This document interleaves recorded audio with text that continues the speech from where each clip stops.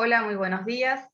En el transcurso de esta hora les presentaré a los profesionales que nos contarán sus experiencias, los cuales han presentado su trabajo en el eje acompañamiento terapéutico y género. En esta mañana nos acompaña Marcelo, Cristina, Patricia, María Laura Fran y Juliana Poserle. Vamos a dar comienzo con la disertación de Marcelo. Marcelo Isaías D'Apelo, quien reside en la ciudad de Mar del Plata, de profesión acompañante terapéutico, licenciado en trabajo social, psicopedagogo y profesor de nivel superior, presentará la importancia de la educación sexual integral en el acompañamiento terapéutico. Marcelo, te escuchamos. Bueno, buen día para todos y todas. Muchas gracias por la invitación. Bueno, como mencionaba Lina, el trabajo que yo presenté está referido a la importancia que tiene la educación sexual integral y lo que puede aportar, ¿no?, al acompañamiento terapéutico. Como contextualización del trabajo, pensar, al menos aquí desde la provincia de Buenos Aires, yo resido aquí en la ciudad de Mar del Plata, la formación del acompañante terapéutico desde 2015 para acá ha tomado estatus a través de los institutos superiores de formación docente y técnico, o de los institutos superiores de formación técnico, a través de la resolución 122115, que da formalidad a través del sistema educativo a la formación de acompañantes terapéuticos, ¿no? A su vez, en los últimos 20 años hay toda una corriente de paradigmas que ubican a la salud mental y a la diversidad funcional, si se quiere, en un paradigma nuevo. Este paradigma no solo viene acompañado de la Convención Internacional de los Derechos de las Personas con Discapacidad, de ahí para adelante, sino también en Argentina tenemos que mencionar obviamente la Ley de Salud Mental. Todas estas nuevas leyes, legislación y los paradigmas que se empezaron a entretejer, y la posición crítica dentro de la salud mental y la diversidad funcional, bueno, le han dado una regulación a la formación de los acompañantes. A su vez, los colectivos de acompañante terapéutico también fueron organizándose. Ha crecido mucho lo que es la bibliografía específica de acompañamiento terapéutico. Desde la epistemología también hay muchos aportes a la disciplina con conceptos claves que son específicos de acompañamiento terapéutico. Y para este trabajo yo pensé la idea de un aporte más significativo para el acompañamiento terapéutico, como lo puede ser la educación sexual integral, ¿no? Con todos sus, si se quiere, sus basamentos y teorías, ¿no? Pensando siempre que si pensamos la ESI a partir de la Ley de Educación Sexual, estamos pensando en promover saberes y habilidades en toma de decisiones, ¿no? El cuidado del propio cuerpo, relaciones interpersonales, el ejercicio de la sexualidad y sobre todo el ejercicio de derechos, ¿no? Desde esa óptica, además de los aportes que la Ley de Educación Sexual nos puede dar, también entendemos, lo que hace mucho trabajamos, sobre todo en el ámbito de educación y salud mental y diversidad funcional, que de todos modos la ley de ESI, ya a 14 años, también requiere una reformulación y una, si se quiere, una mirada crítica muy potente para trabajarla. Como con una de mis profesiones, que es la profesión docente, he descubierto que en todos los niveles educativos cada vez se hace más difícil la implementación de la ley ESI. Primero, por esto que digo que quizás ha quedado un poco desactualizada en algunas cuestiones, y por otro porque los docentes, los formadores, hemos tomado, si se quiere, una posición más conformista, y muchas veces no le damos una vuelta de rosca. Tenemos como una receta ahora, ¿no? Entonces todo el mundo trabaja ESI, pero en realidad pareciera que el resultado de ese trabajo no es el resultado que esperamos. Y hablando específicamente del nivel superior, y acá incluyo la formación de acompañantes terapéuticos en el nivel terciario, en provincia de Buenos Aires, es prácticamente nula. En muchos institutos superiores, incluso en la formación docente y de otras carreras, no existe la ESI, no está incorporada en las propuestas de los profesores, no está incorporada en las propuestas de los institutos. En el nivel secundario vemos que a veces, al menos, que también está mal me parece, la semana de la ESI, los directivos y los equipos de orientación y algunos docentes que tienen este posicionamiento presionan para que se trabaje. Pero en el nivel superior la semana de la ESI muchas veces no está. Y coincide en muchos lugares con las mesas de exámenes también, o sea que no hay cursada en ese momento, en esa semana de agosto, entonces tampoco se lleva adelante. Y ahí encuentro una gran dificultad.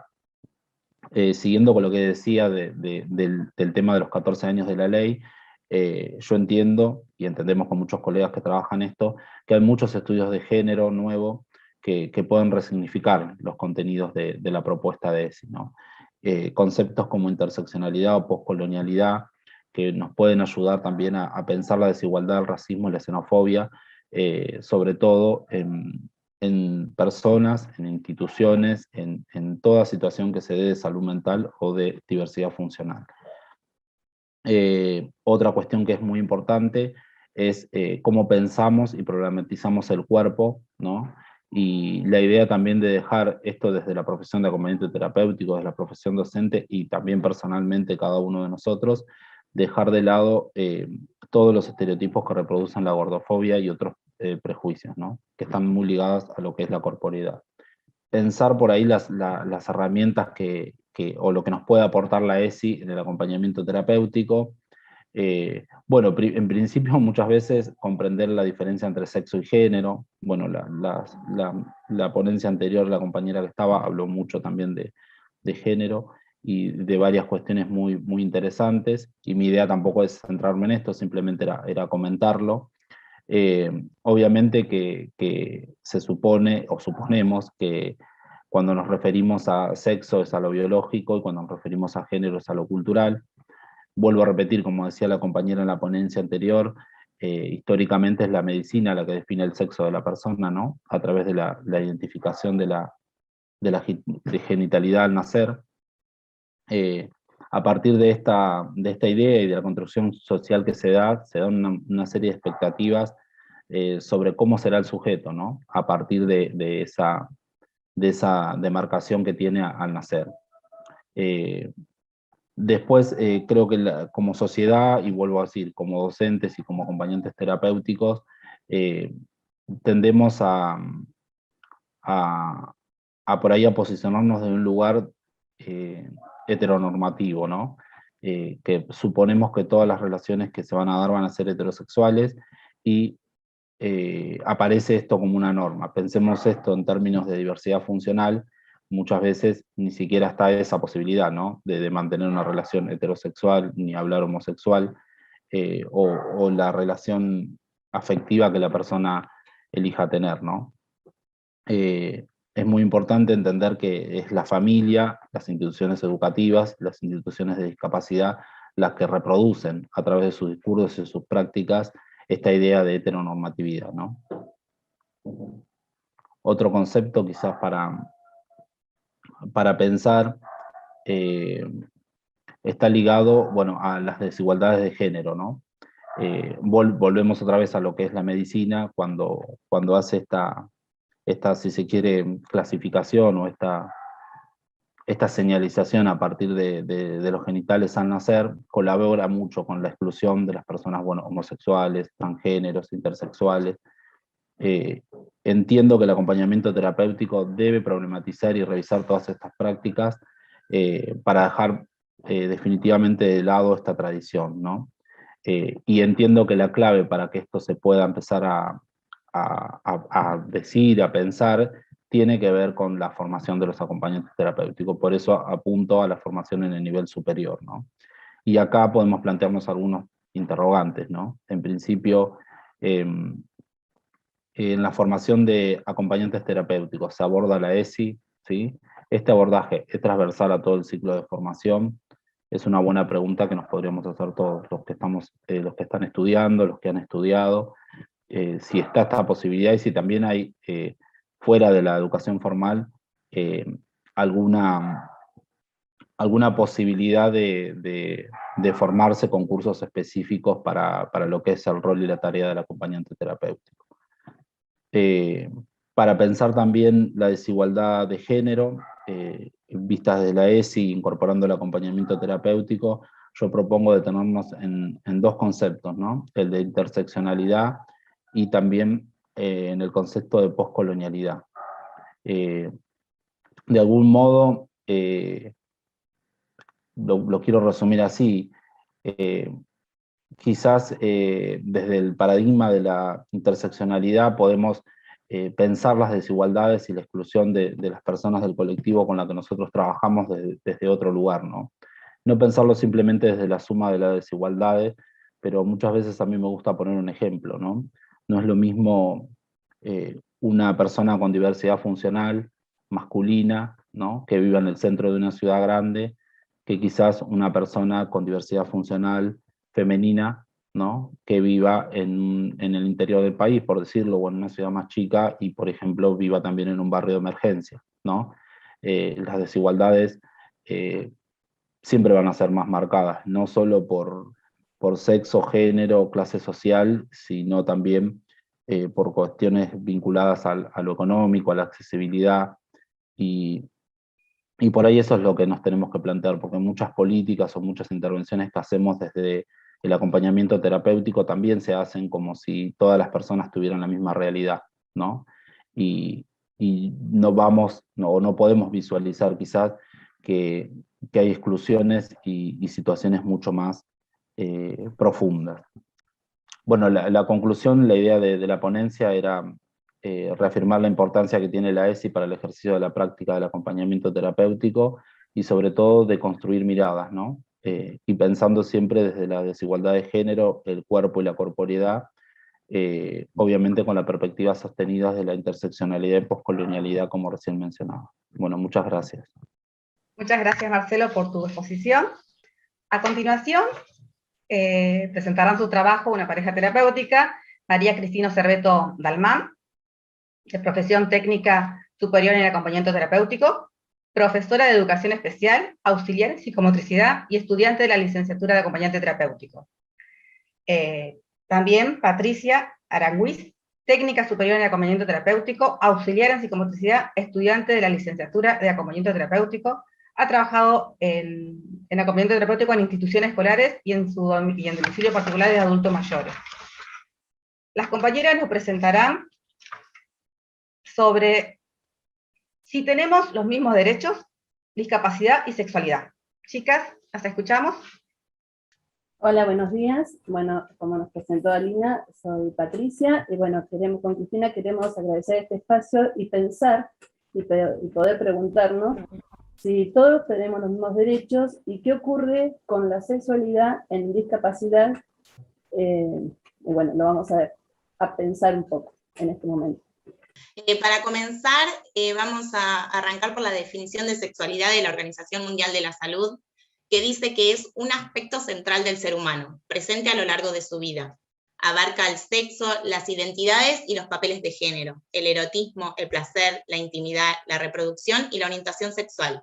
Se vivencia y se expresa a través de pensamientos, fantasías, deseos, creencias, actitudes, valores, conductas, prácticas, papeles y relaciones interpersonales. La sexualidad puede incluir todas estas dimensiones. No obstante, no todas ellas se vivencian o se expresan siempre. El concepto es del 2006 y lo que queríamos compartirles es que la sexualidad la expresan, la sienten, la practican todas las personas. A continuación teníamos plantillas de ESI que las voy a dejar un segundito por si alguien le quiere hacer una captura, pero es más de lo que estuvo hablando el compañero anterior, así que decidí pasarlas de largo, y sí queríamos centrarnos en esto, en que la ESI es de suma importancia para poder diferenciar un acto de afecto de un abuso, y para esto no hay mejor forma que llamar a las cosas por su nombre. Y es por esto que queríamos compartir este escrito que anduvo circulando en internet, que dice: un día una niña le dijo a su profesor, mi tío lamió mi galleta, y el profesor le respondió, la próxima vez pide otra galleta. Los meses pasaron y la mamá de la niña fue a hablar con el profesor sobre una erupción en la galleta de la niña. y fue ahí cuando el profesor se dio cuenta lo que la niña le intentaba decir aquel día. Si no le enseñas a tus hijos los nombres de sus genitales, podrías ignorar signos y síntomas de abuso sexual.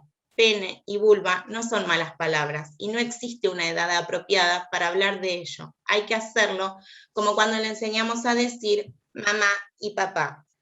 Como acompañantes terapéuticas, una de nuestras labores es ayudar a nuestros acompañados a poder poner en palabra a aquellos que aún no pueden. En la ESI esto es fundamental, ya que para muchas familias la sexualidad sabemos que es un tema tabú, y es de suma importancia que nos interioricemos en el tema, capacitarnos y ser flexibles a la hora de intervenir en la trama familiar. Ahora los dejo con Patri. Bueno, lo que vamos a hacer ahora es introducirnos en el tema de discapacidad y sexualidad, que es algo fundante que nos permite ser, reconocernos del otro y con el otro. En el siglo XX y XXI ya se comienza a hablar de una manera distinta sobre este tema, dando cuenta que son personas con deseo, que tienen sus propios sueños, fantasías, en fin, que son seres sexuados y que no tienen un mundo diferente ni una sexualidad diferente. Debemos colaborar en cambiar esa mirada, que se respete el derecho de nuestros informados, a estar informados, que puedan expresar su sexualidad, que puedan formar pareja, que tengan derechos sexuales y reproductivos, ya que muchas veces se los esteriliza sin su propio consentimiento, de una manera engañosa. Hay que ayudarlos a respetar, a ser respetados e informarles acorde a la etapa del desarrollo que están transitando. Hacer respetar el valor de la intimidad, ya que, por ejemplo, si viven en una institución, como puede ser un hogar o un hospital de día, en esos lugares hemos visto que no hay muchos espacios pensados para que esto ocurra. Y bueno, es muy importante que cada persona con discapacidad escriba su propia biografía sexual. Lo que vamos a hacer ahora es derribar algunos mitos que culturalmente tenemos adquiridos. Uno de ellos es que la sexualidad de las personas con discapacidad es especial. La verdad que no tienen ninguna particularidad sexuales, no más que cualquier otra persona. Otra es que las personas con discapacidad no tienen sexualidad, que son asexuados, que no les interesa el sexo. Se lo llaman también a veces niños eternos, o un niño en un cuerpo adulto. Y la verdad es que tienen intereses, tienen ilusiones, tienen deseos, necesidades afectivas. Su cuerpo tiene necesidad capacidad de sentir y de excitarse. Sus dificultades, otro es que sus dificultades les impiden tener relaciones sexuales normales. La realidad es que el nivel intelectual o la limitación física u orgánica no le determina una capacidad para poder amar, expresar el cariño, o compartir sensaciones corporales, enamorarse, seducir o respetar a su propia pareja. Lo que sí les impide todo esto es la sobreprotección que se les brinda.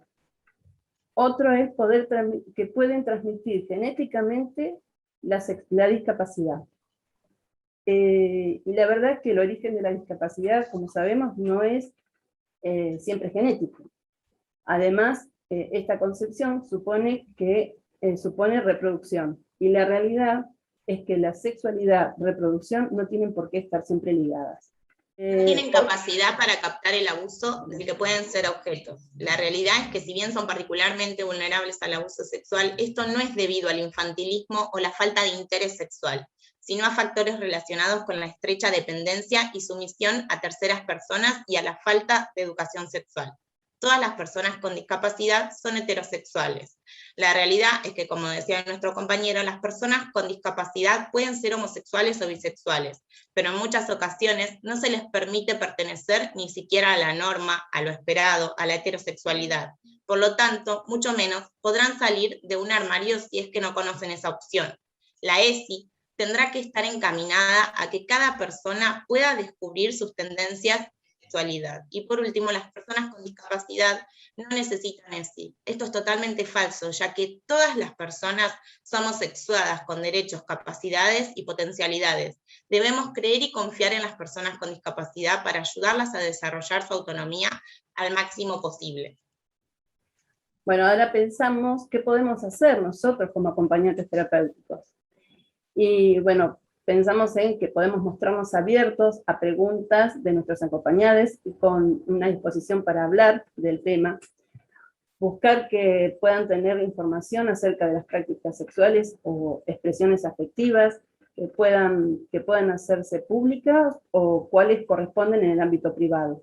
También brindarles herramientas con el fin de diferenciar un acto adecuado de uno abusivo. Y que puedan colaborar para que puedan decir no o resistirse ante lo que les disgusta o no desean. Dotar de habilidades sociales que les permitan resolver problemas, situaciones, así como tomar decisiones asertivas, protegiéndose de sí mismas. Trabajar con las personas desde las posibilidades y no únicamente desde la prevención de riesgos. Acompañar a las visitas ginecológicas y urológicas siempre y cuando se pueda, ¿no? Para una buena salud sexual y reproductiva. Favorecer espacios, tiempos y formas para que puedan expresarse, encontrarse, interactuar y disponer de su intimidad. Y ahora sí nos despedimos con ella.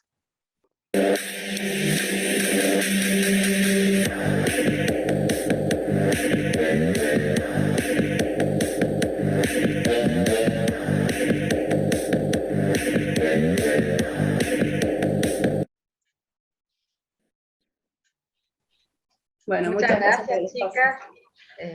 Muy interesante todo lo presentado, mucho por hablar, por seguir hablando. Gracias, Cristina y Patricia. A continuación, presentaremos a Juliana Ayelén Poserle, quien es especialista en violencia familiar, violencia de género, participación y políticas públicas, posee diplomatura en psicodrama y corporeidad. Actualmente se desempeña como coordinadora de la carrera Tecnicatura en Acompañamiento Terapéutico, docente en la Universidad Nacional de Córdoba de la Tecnicatura en Acompañamiento Terapéutico Departamento y es tutora del curso virtual sobre prevención y abordaje del maltrato infantil. Es docente de la Diplomatura en Violencia Familiar, Secretaría de Posgrado y Educación Continua de la Universidad Blas Pacal. Además, actualmente es coordinadora del área de capacitación y de la red Masculinidades por la Igualdad de Género del Ministerio de la Mujer de la provincia. Estará acompañada también por María Laura Fran, de profesión licenciada en Psicología y magíster en AT y Psicoanálisis y acompañante terapéutico, de parejas y familias. Docente de la Tecnicatura de AT de la Universidad Nacional de Córdoba, directora de la Fundación Sister, miembro de la Comisión Directiva de ATRA y autora de diversos libros y artículos académicos. Ambas nos darán sus reflexiones a partir de las prácticas supervisadas finales de la carrera de la Tecnicatura Universitaria en Acompañamiento Terapéutico, Género y Salud Mental, que se dicta en la Universidad Nacional de Córdoba. Las escuchamos. Bueno, muchas gracias, Alina, por la presentación. Muchas gracias a los disertantes que estuvieron anteriormente. La verdad que nos ha dado paso a lo que tenemos nosotras para decir, un poco en relación a los disertantes y las disertantes de la mesa esta que nos está tocando compartir, pero también de lo que ha dicho Irene Meller unas horas antes, donde también la importancia y la incorporación de estas perspectivas de géneros tiene que ver con un pensamiento transversal en relación a nuestras prácticas. Y para comenzar, a mí me gustaría utilizar una frase que dice una arquitecta, Ana Falú, que ella ha desarrollado muchas de sus investigaciones y tareas e intervenciones a nivel no solo nacional, sino también internacional, es consultora de diferentes embajadas, consulados, gobiernos, y ella dice, ¿no? El cuerpo es el primer territorio que habitamos, y es a partir de ese primer territorio que podremos ser dueñas y decisoras de otros territorios, ¿no? Y esto es transversal en relación a lo que han comentado los colegas y las colegas sobre la ESI, sobre la educación sexual integral, sobre la discapacidad, ¿no? Y podemos pensar que son todos estos grupos humanos que de algún modo estamos pensados en términos negativos, como también las mujeres, en relación a este modelo de persona que nuestra sociedad enaltece y que es el varón, digamos. Y que, bien como decía Irene Meller, no tiene que ver con encarnado en un varón particular, sino en identidades masculinas que son enaltecidas en nuestra sociedad y consideradas positivas por sobre todas las otras identidades y formas corporizadas que tenemos de desarrollar esas identidades. Nuestro trabajo que queremos traer tiene que ver con la experiencia de las prácticas universitarias dentro de la tecnicatura en acompañamiento terapéutico, donde también este concepto de territorio es muy importante porque tiene que ver con la incorporación justamente de acompañantes terapéuticas dentro de una institución pública, pero dentro, a su vez, del contexto, digamos, de la idea de ruta crítica, que es aquel recorrido que hacen las mujeres en situación de violencia, y lo que viene a traer el acompañante y la acompañante terapéutica en este lugar, no solamente es una inserción, haciéndose un lugar específico dentro de ese recorrido, sino también atravesando lo que es el concepto de autonomía. Porque, por lo menos en Córdoba, la situación es que hay políticas públicas muy importantes en relación al abordaje de las violencias, pero así todos nos encontramos con mujeres que no terminan de apropiarse de su propio recorrido. Y eso tiene mucho que ver con lo que es el concepto de autonomía, y eso tiene mucho que ver con el concepto de territorio y apropiación de los propios cuerpos para poder apropiarnos luego de otros territorios.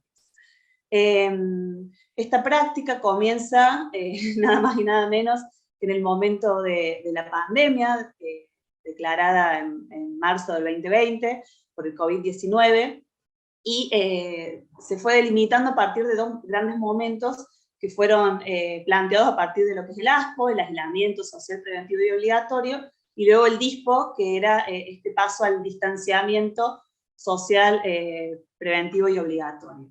La práctica se está dando actualmente en lo que es el Polo Integral de la Mujer en Situación de Violencia, que es una institución, modelo de gestión, que está coordinada por la Secretaría de Lucha contra la Violencia de la Mujer y Trata de Personas del Ministerio de la Mujer de la provincia de Córdoba.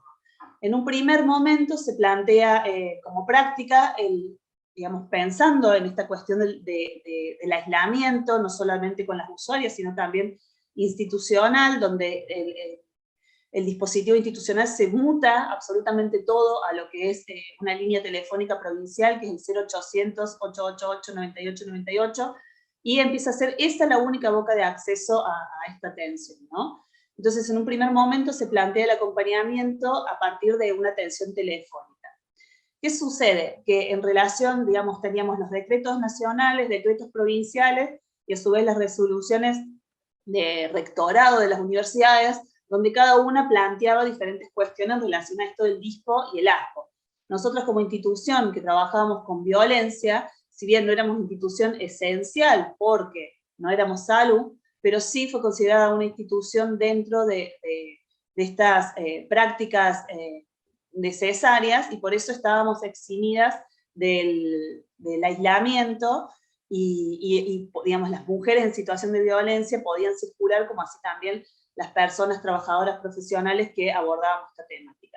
Es así que entre un poco las resoluciones donde a las alumnas no las dejaban ir a las instituciones justamente por el cuidado por lo sanitario, nosotras estábamos en una situación de presencialidad y se nos hacía muy difícil coordinar esas acciones. Es así que en un primer momento se plantea obviamente un periodo más de capacitación en relación a la temática y la institución, para pasar a un segundo momento donde efectivamente se incorporan en la institución, que es a partir de la declaración del DISPO, ¿no?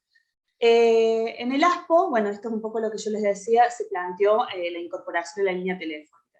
Y principalmente lo que se planteó es una contención y derivación telefónica. Esta línea telefónica no solamente contiene y asesora, sino también recibe denuncias. Y justamente recibe denuncias que no configuran delito, es decir, aquellas que quedan en el plano de lo civil, como por ejemplo la violencia psicológica, la violencia económica. Ahora bien, a partir de la cuestión de la incorporación del COVID, digamos, y del DISPO, es que, y bueno, el Poder Judicial, que en Córdoba, digamos, bajó al mínimo sus intervenciones, es que a partir de una acordada, esta línea empieza a tomar dentro de lo que es la pandemia también denuncias que configuran delitos, es decir, aquellas denuncias penales. Por supuesto, todo eso a través de protocolos y a través del asesoramiento y el acompañamiento de la jefatura y de las profesiones que trabajan cada una de estas temáticas, ¿no? Con el DISPO, entonces, cuando las ATs se incorporan en el polo, empiezan un momento en relación a la observación, se incorporan principalmente en el servicio de la Brigada de Protección a la Mujer, que son aquellas profesionales que reciben la emergencia y la urgencia, y después, bueno, empiezan a circular en diferentes servicios y empiezan a observar, y deciden ellas, algunas incorporarse en lo que es el refugio, otras incorporarse en lo que son las salas de esperas, y otras hacer un entre en relación a distintos servicios para que las mujeres puedan apropiarse también de estos lugares. Un ejemplo que a mí me encanta, las mujeres, y cuando hablamos de mujeres, hablamos de las mujeres y sus familias, sus hijos e hijas, que muchas veces están con ellas. Este ministerio, este polo, digamos, tiene lo que es la sala cuna. Las salas cunas son guarderías que contienen a esos niños y niñas, no solamente en lo emocional y en lo lúdico, sino también en necesidades básicas como la vestimenta, el alimento. Y la del polo en particular es desde los 45 días y hasta el nacimiento, diría, porque muchas veces llegan mujeres con bebitos recién nacidos hasta los 12 años, y está 24 horas abierta porque justamente se entiende que el proceso de la violencia no tiene horas hábiles, horas que no son hábiles, entonces sí está abierto 24 horas para contener a esas infancias mientras su mamá está circulando por alguno de los servicios del polo, sea que esté en asistencia o sea que esté por realizar una denuncia. Y entonces un ejemplo lindo que me gusta contar es a partir de la experiencia de la incorporación de esa T dentro de lo que es la sala de espera, empieza a incorporar momentos lúdicos con los niños y niñas, con las mujeres que están allí, ¿sí? Desde lo espontáneo, desde lo no premeditado, sino simplemente desde esta presencia activa y esta observación latente y flotante como acompañante muy formal que es de la tecnicatura. Y ella, a partir de su presencia, posibilita que estos niños y niñas tan apegados a su mamá en este momento de espera en la sala de nada más y nada menos que de la unidad judicial, quieran ir a la sala cuna, donde es un espacio más acondicionado para su psiquismo, digamos, para su infancia. Es así que ella se queda un ratito con estos niños, y estos niños y niñas logran hacer vínculo con la sala cuna y quedarse allí. Entonces, esto me parece muy importante porque tiene que ver con ese concepto de apropiación de los espacios donde muchas veces están, pero si no hay un facilitador o facilitadora que acompañe, probablemente esos espacios no sean de la apropiación de ningún usuario u usuario. Cuando hablamos de la ruta crítica y hablamos de esta apropiación, pensamos también en lo que es el derecho de ciudadano, ¿no? Cuando nacen los derechos humanos, que tiene que ver, bueno, en principio con la Revolución Francesa, después, luego del Holocausto, toman toda otra impronta a los derechos humanos, que es muy interesante porque es un poco lo que podemos vivenciar al día de hoy y considerar en relación a los derechos humanos. Pero cuando nacen los derechos humanos, y tiene que ver con la Revolución Francesa, el lema era Igualité, Fraternité y Liberté. Esa Igualité, Fraternité y Liberté solamente era para los varones propietarios, blancos, burgueses, hombres, adultos. Todo el resto de los sujetos y sujetas humanos, prostitutas, enfermos mentales, negros, niños, mujeres, etc., parece que no teníamos derechos humanos. Es decir, estos derechos humanos eran un derecho de propiedad. Y acá es muy interesante también, y tomo lo que decía Irene Melen en relación nombró un autor que se me fue, pero ella decía, ¿no? Esto de que permitimos a las mujeres entrar a la casa, bueno, permitimos a las mujeres que circulen por la ciudad, que se casen, que elijan y demás, ¿no? Les permitimos manejar, pero seguimos teniendo las mismas lógicas y las mismas leyes de estos varones o de estos patriarcas que las configuraron. Entonces, esta doble vara o esta paradoja en relación a la pertenencia a los territorios es confusa, ¿no? Entonces, las mujeres, principalmente, que es un poco lo que se trabaja en el Polo Integral de la Mujer, podemos circular por las instituciones, las ciudades, existen instituciones para nosotras, ¿sí? Tenemos derechos en diferentes instituciones públicas, privadas, etcétera, pero todavía siguen rigiéndose por las leyes de los patriarcas. Entonces, este derecho de autonomía sigue siendo confuso, y es allí donde creemos, incluso dentro de una institución que trabaja para las mujeres, donde es muy importante acompañar esa posibilidad de apropiación de ese espacio para sí mismo. Acá, bueno, yo nombro esto que un poquito les decía antes de Ana Falú. Esta es otra frase de ella, que ella plantea, ¿no? Dice, la violencia a las mujeres significa restricciones. Restricciones sobre sus vidas, restricciones sobre cómo se mueven en los territorios públicos y privados. Entonces, restricciones en nuestras condiciones de ciudadanía. Y esto muchas veces lo ejemplifica en relación a, por ejemplo, vamos las mujeres por la calle y vemos una obra en construcción y probablemente nos incomodamos, nuestro cuerpo se impacta de otro modo, y probablemente nos cruzamos de calle, para no recibir esos eternos piropos, obscenidades que todo el tiempo nos dicen. Ahí las mujeres no somos libres de circular en las ciudades, aunque las reglamentaciones, las leyes nos digan otra cosa, ¿no? A eso nos referimos cuando hablamos del derecho de la autonomía y de la apropiación en la circulación en las instituciones. Y es así donde planteamos en esta práctica esa formación específica para las acompañantes, no solo para su rol como AT, sino también para que la institución encuentre dentro de estos márgenes y dentro de estos huecos donde las mujeres todavía no se apropian, esa importante profesionalización del acompañante, porque es allí donde va a permitir la autonomía en esa cotidianidad y en esa cercanía, ¿no? Donde las mujeres circulan por diferentes servicios excelentes, con profesionales excelentes, pero todavía esa circulación no sigue siendo tan libre, ¿no? Porque está basada en otras leyes que tienen que ver con el origen de muchas de las instituciones. Algunos de los indicadores que utilizamos para las AT, para el estudio, digamos, de su incorporación en esta práctica, tiene que ver con lo que se conoce con los factores facilitadores y obstaculizadores en el recorrido de la ruta crítica, ¿no?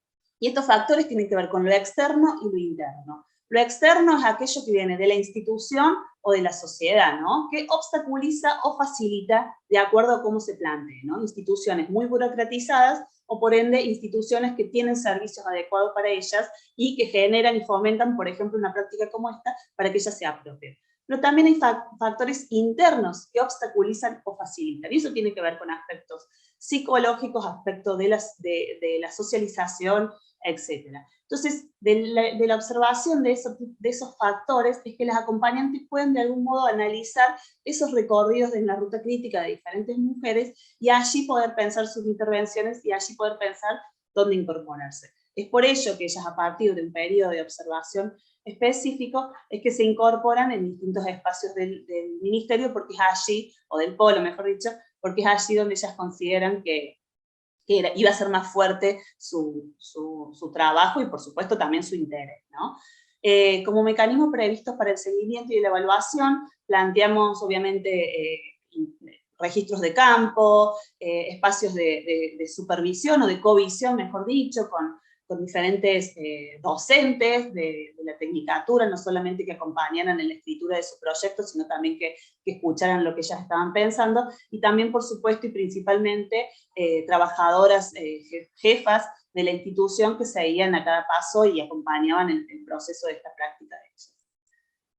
Como resultado, y esta es la parte más hermosa, tenemos a 4 equipos que ya están en su periodo de anteproyecto y trabajo final, y que obviamente me gustaría nombrarlas, que ellas hicieron una ponencia muy bonita en el precongreso que hicimos en Córdoba, y que bueno, que de aquí surgen 4 hermosos trabajos que tienen que ver, uno, bueno, el de Cristina de la Vega, que es la descripción del campo del acompañamiento terapéutico en la ruta crítica de las mujeres en situación de violencia de género con modalidad familiar, el trabajo de Natalia González, Anabel Pereira y Agustina Pereira, que es el acompañamiento terapéutico en refugio, dispositivo de acompañamiento, cómo el dispositivo de acompañamiento terapéutico contribuye a la integración de la mujer, niñas y niños del refugio, y en este concepto de integración no solamente tiene que ver con una cuestión material de estar allí en el refugio, sino también con un concepto de integridad en relación al concepto de autonomía y los conceptos de las diferentes autonomías que plantea CEPAL también.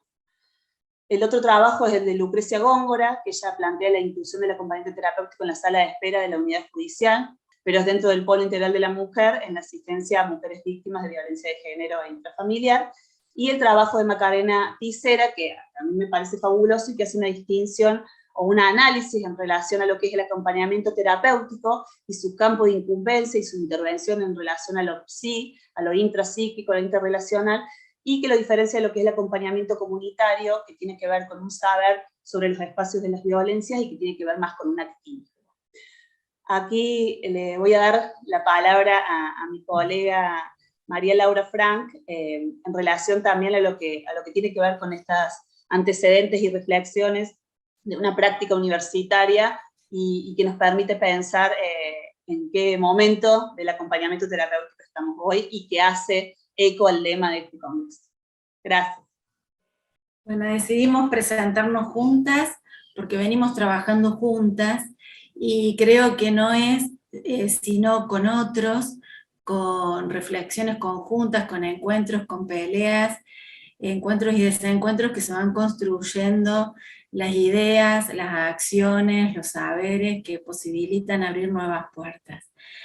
A principios de este año, cuando yo defendía mi tesis de maestría y afirmaba que el acompañamiento terapéutico es una clínica vincular, sentía que no solo en el encuentro del acompañante con el acompañado, sino porque su trabajo se enlaza en una relación con los otros que circulan en ese contexto, que son los otros con los cuales pensamos, los compañeros de la facultad, los alumnos con los que nos encontramos, también los equipos, y todo aquello de la cultura que sostiene y posibilita que la práctica del acompañamiento vaya cobrando distintas dimensiones en distintos momentos de la historia y de la historia de la subjetividad.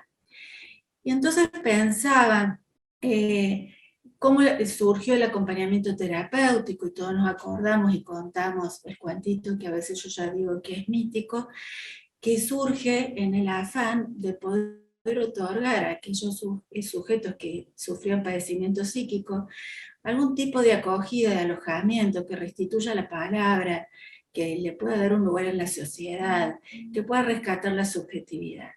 Ese padecimiento psíquico en aquel momento estaba muy ligado por la historia que estábamos atravesando en nuestro país y también el momento de la historia en la salud mental, en situaciones que eran más pertinentes a patologías específicas. Los libros que nosotros estudiamos mencionan psicosis, adicciones, distintos cuadros psicopatológicos que eran necesarios ser abordados con equipos psicoterapéuticos, que clásicamente lo definíamos como equipos institucionales en los cuales se podía alojar un psicólogo, un psiquiatra, un trabajador social, enfermeros.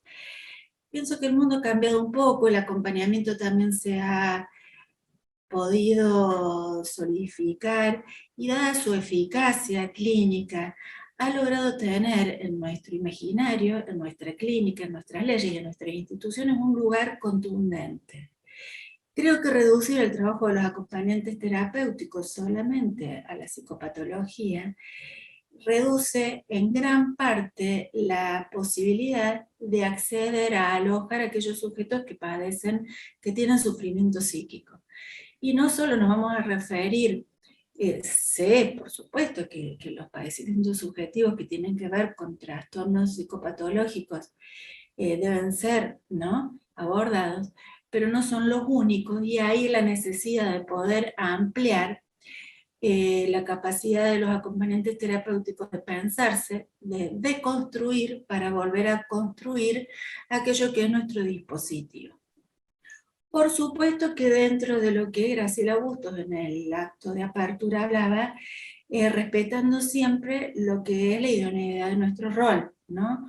Cuál es lo específico de nuestro rol, y sabemos que tiene que ver con un abordaje que contemple desde la ética, la posibilidad de alojar al otro que sufre, sin taponarlo, sin adaptarlo, sin llevarlo a los caminos que a nosotros nos gusta recorrer, para poder contener una situación que está generando mucho malestar psíquico, social, en su entorno, en su cotidiano, con los otros en los que allí sucede, teniendo en cuenta lo territorial que decía Leonel Dosa, ¿no? Cuando los abordajes son comunitarios, son más efectivos, son más baratos y los resultados perduran más en el tiempo. Y el acompañante terapéutico tiene esto de estar ahí donde las cosas suceden, estos ejemplos que nuestras practicantes que recorren el polo nos traen y nos relatan, que nos emocionan y que no podríamos estar ahí si no fuera a través de sus ojos para seguir pensando en nuevas intervenciones. Es decir, que el acompañamiento terapéutico nos permite desde su especificidad hoy pensar estos modelos de abordaje que tienen que ver con este sufrimiento, que como bien decía Irene Meller, una genia absoluta en la capacidad de resumen que ha tenido en una hora de decir todo lo que dijo, que no son nuevos, pero sí están más visibles. Y el acompañamiento terapéutico tiene la especificidad para poder abordar. La verdad que esto con Juliana lo tuvimos que defender a capa y a espada. Cuando ella propuso hacer esta práctica en la facultad, la primera respuesta fue que no, porque eso no era acompañamiento terapéutico, y la tuvimos que pelear y tuvimos que decir que acompañamiento terapéutico es mucho más que un encuentro acompañante acompañado con un psiquiatra que le diga al acompañante qué tiene que hacer. El acompañamiento terapéutico hoy, y más que nunca, que ha logrado salir de lo privado para entrar en lo público, que ha logrado salir de y entrar a las universidades, a las instituciones públicas, al esquema de salud pública, nos permite decir que es mucho más que eso. Y si somos los acompañantes los que reproducimos ese discurso, si un acompañante convocado a trabajar en este campo dice no, yo no voy a ir a trabajar ahí porque yo solo trabajo si tengo un psiquiatra que me dice que tengo que hacer, no hacemos más que ir en contra de nuestro rol, ¿no? El acompañante terapéutico tiene la formación necesaria y el dispositivo de acompañamiento terapéutico tiene todos los elementos necesarios para hacer a aquella persona que esté en ese momento acompañando a esas personas que sufren desde la simetría, desde la mirada empática, poniendo el cuerpo, creando un vínculo sólido para sostener ese dolor que sufre la mujer, atravesando en esas instituciones, en esa ruta crítica donde pasan tantas cosas, porque no es solo que la mujer desiste, a veces las instituciones ayudan a que desistan. Entonces, si no hay otro ahí apuntalando y acompañando, se reproduce la situación de violencia. ¿Y qué pasa con los niños? ¿Y quién está viendo a los niños? El acompañamiento terapéutico es un dispositivo, lo podemos afirmar después de este año de trabajo, siempre lo pensamos, pero hoy tenemos la prueba a través de las investigaciones que están realizando las acompañantes, que es un dispositivo efectivo para poder trabajar sin salir de las coordenadas específicas del rol en estos temas que tienen que ver con no patologizar, con trabajar desde la salud, con poder trabajar con la vulnerabilidad, con poder armar equipos que son los equipos que tienen que alojar a esas mujeres que sufren y que a lo mejor no son los equipos clásicos que salen en los primeros libros, y que los acompañantes tienen que tener una formación a través de los estudios que ellos hacen para poder sentirse seguros y poder ocupar esos lugares con altura y con pertinencia. Muchas veces se pretende que los acompañantes sean niñeros, que entretengan, que estén subordinados a otros, pero el acompañante terapéutico que tenga una formación adecuada, y ahí me sumo a lo que decían los compañeros, a lo que dijo Marcelo, que creo que cualquier estudio de acompañamiento terapéutico tiene que incluir la perspectiva que planteó, lo que plantearon las chicas en relación también a la sexualidad, la discapacidad y a los grupos vulnerables. Es desde ahí que los acompañantes van a poder cambiar la mirada para poder trabajar en esta situación. donde hace falta que el rol, desde los derechos y de la perspectiva de género, el acompañante terapéutico realice su trabajo. Todo esto no sucede sin un alto compromiso de estudio de verdad, no de tocar de oído, no de lo que escuché por simplemente transitar algunos lugares, de compromiso con las causas, de compromiso con sostener la ética y la seriedad del acompañamiento terapéutico, y sobre todo de la escritura. Nuestro PowerPoint termina con los títulos de las tesis que van a hacer las chicas para egresar, y creo que si los acompañantes terapéuticos no escribimos, no publicamos, en términos académicos que sean leídos por los compañeros de la academia del resto del mundo, el acompañamiento terapéutico va a morir en un rol que es mucho más chiquito de lo que verdaderamente puede ser. Muchas gracias. Muchas gracias, Juliana, y muchas gracias, María Laura. Bueno, ya estamos casi al final. Tengo unas preguntas para Marcelo. ¿Podría pensarse en la dificultad de introducir, junto a la transmisión de contenidos de la ESI, una lectura crítica e implicada de las relaciones de poder? Marcelo, realmente muy buena tu exposición, y coincido con que no es una temática en la que estemos empapados. Si bien se trabaja el ESI, pero no se aborda específicamente como una materia más. Muy interesante esta perspectiva de género que trae otro tema, otra nueva oleada a la formación que se estaba volviendo. Para las chicas, muy bueno, me parece importante insistir en esto de llamar a cada una por su parte del nombre, el poder romper con ese tabú, pudiendo transmitir el riesgo que se corre. Y lo que le puedo transmitir es que desde el chat las felicitan, muchos están entusiasmados con el tema, y también la importancia de cómo se trabaja la ESI en cada provincia, en cada escuela, en cada contexto. Para las chicas para Juliana y María Laura Fran, muchos halagos, y creo que mucha gente que quisiera que les supervisen las prácticas clínicas. Bueno, tenemos unos minutos muy cortitos para quien quiera despedirse. Yo por ahí, Alina, en resumir en esto de que habían preguntado en el chat, la Ley de Educación Sexual Integral es una ley nacional y los estudiantes tienen derecho a recibir esta formación, y que la formación sea de calidad, un poco lo que decía María Laura, ¿no? Porque recorro muchas instituciones educativas, supervisando trabajadores sociales, trabajo en nivel secundario, trabajo en superior, y realmente la ley no se cumple. Y las excusas a veces que escuchamos son muy infantiles, por parte de adultos, que son los que tienen la responsabilidad como formadores. Y después, en los lugares donde se trabaja, que por ahí yo también trabajo, no está de manera transversal. No podemos incluirlos en los proyectos educativos de las instituciones. Ese es el problema.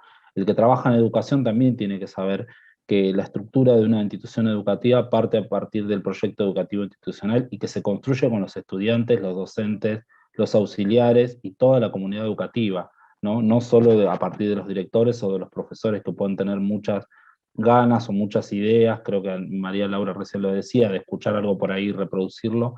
Realmente hay que pensar en algo, realmente, que la educación sexual tiene que ser, como decía María Laura, como el acompañamiento terapéutico, cuestiones que se traten seriamente desde la ética, con profesionalidad, y que todos entiendan que es un derecho recibir formación en educación sexual integral y formación de calidad.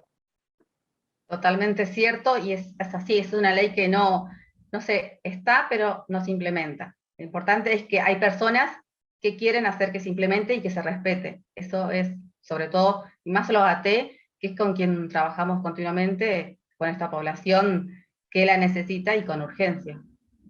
Si nadie más quiere hacer ningún aporte. Por ahí yo les quería decir que con Patri estamos estudiando la licenciatura en acompañamiento terapéutico en la Universidad del Gran Rosario, y comentar que es la primera vez también en la carrera que tenemos docentes con perspectiva de género, o sea, no docentes con perspectiva de género, porque en la tecnicatura ya tuvimos, pero sí hay una materia específica que se llama Política e Inclusión en el acompañamiento terapéutico, y trata, bueno, todo esto, y que está buenísimo, que deberíamos tener todos la misma formación para poder seguir aportando. Y con respecto a nuestro trabajo, algo que quiero decir, que me enseñó una profesora de la tecnicatura, Patri Elizondo, que es que no hay peor discapacidad que la dependencia, y que debemos aprenderlo también para poder fomentar que las personas con discapacidad o diversidad funcional tienen los mismos derechos.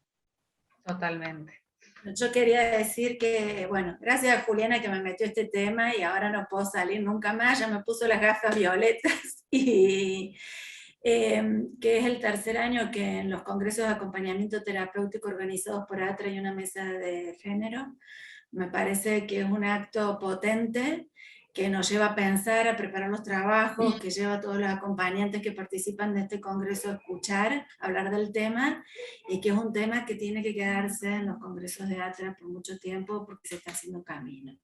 Gracias Filial Santa Fe por el excelente congreso que están armando. Gracias María Laura. En verdad desde la coordinación, desde ATRA Filial Santa Fe, agradecemos mucho al comité científico y a Marcelo, Cristina, Patricia, que hayan podido animarse a presentar sus escrituras sobre este tema, que como dice Laura, que se quede este tema y que más AT se puedan comprometer con la temática, que es lo que da un puntapié de aquí en adelante. Gente, estoy muy agradecida de haberlos coordinado y de haberlos conocido, pero sobre todo que hayan podido plasmar desde su práctica de AT a los nuevos AT que están implementando esta modalidad. Los dejo y muchísimas gracias por la participación y seguimos con el Congreso en las próximas mesas.